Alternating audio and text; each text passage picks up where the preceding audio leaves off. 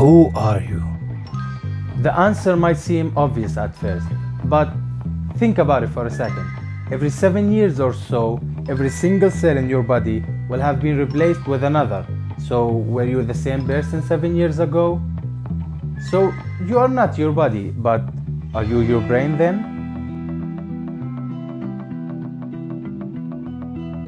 The brain is like a computer, the hardware if you may.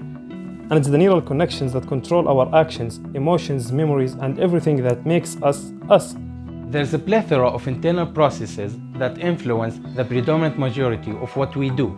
Processes that happen automatically, without us even being aware of them. They happen subconsciously, our subconscious mind. When was the last time you decided to blink? Why are you sitting the way you are right now? Why are you breathing at this specific rate? Sorry for the discomfort I caused by making you aware of them.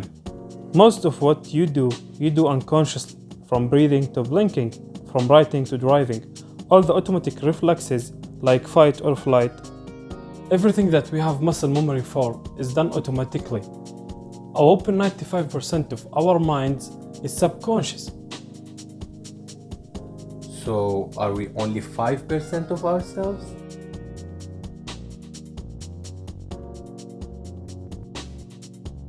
Notice that we use the word influence and not control, because it's impossible to control all of the brain.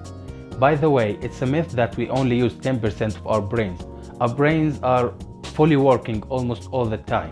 Before we answer the question how to influence our subconscious mind, imagine that you had to consciously think each time you took a breath or blinked. Definitely sounds impossibly difficult. So we can establish that our subconscious mind is much more efficient. And surprisingly, making some of our actions unconscious and automatic can significantly increase our productivity. In order to achieve this, we need two things: skill and routine. The better you are at doing something, the more automatic it becomes. Professional guitarists, for example, don't consciously think about where to move their fingers or what string to strum.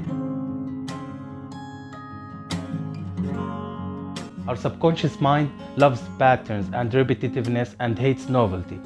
Having a fixed routine makes people much more productive since they don't require the incredibly slow and inefficient decision-making and problem-solving processes, which can be made redundant with a routine.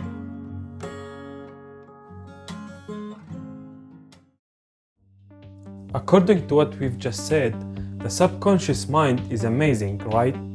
Well, not so much. To keep our minds sharp, we need to regularly exert them, just like muscles and exercising. Although being physically lazy is more efficient, it is detrimental to our physical health, and the same principle applies to our mental health.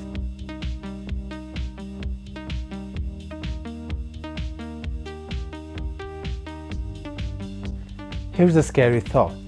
Our subconscious mind receives information from external stimuli that influence our opinions and worldview, and all of that is out of our control. If you keep hearing and reading that the earth is flat, for example, regularly enough for a long period of time, there will be a part inside of you telling that the earth is flat, no matter how irrational that might sound.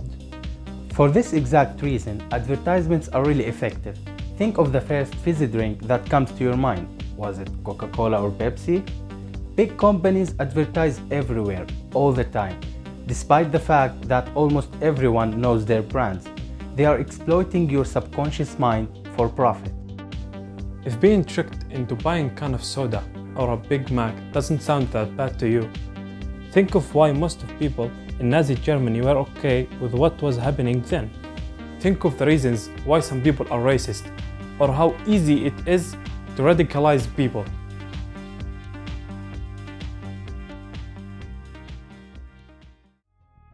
In cognitive behavioral therapy, a field of psychotherapy, the first step of dealing with any problem is acknowledging its existence. We must admit that we all are susceptible to manipulation of our subconscious mind, or in colloquial terms, brainwashing. We must either filter out the subtle messages we are being bombarded with on a daily basis, or when we choose to perceive them, we must always be skeptic and rational. Since emotions are heavily influenced by preconceived notions deep in our subconscious mind, they should play no role in our decision making or the formation of our worldview. Take a moment to think before you make the next decision or form the next opinion.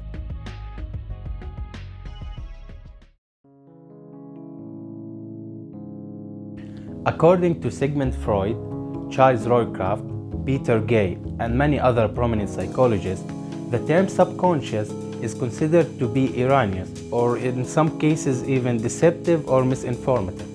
We've been using it in this video for simplicity's sake, but in psychology, the terms commonly used are unconscious, the part of our mind not available to our awareness, and preconscious, the thoughts that precede our awareness. There's a multitude of related subtopics that are beyond the scope of this video, such as dreams, intuition, and sleepwalking. But we must discuss the hoax science. We collectively spend billions of dollars annually on self-help books and other questionable scientific methods targeting our subconscious mind, such as affirmations, hypnosis, autosuggestions, subliminal messages, and others. As a general rule of thumb, if it's too good to be true, then it probably is. And skepticism, rational thinking, and the scientific method are our greatest allies.